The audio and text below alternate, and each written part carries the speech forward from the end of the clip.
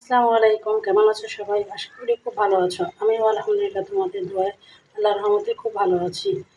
তো আজকে তোমাদের সামনে ছোট্ট একটি ব্লগ নিয়ে উপস্থিত হলাম। আজ বাসার সামনে শাকওয়ালা এসেছিল, সেইখান থেকে লাল শাক রেখেছি।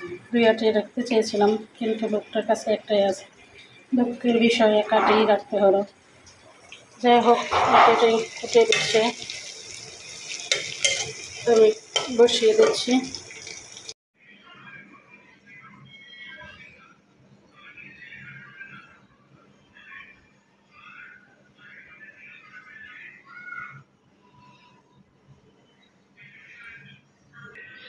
তো বন্ধুরা, এই ছিল আজকের রান্নাবান্না। এই যে সব কিছু গুছিয়ে প্লেটটা সুন্দর করে সাজিয়ে খেতে বসে পড়লাম।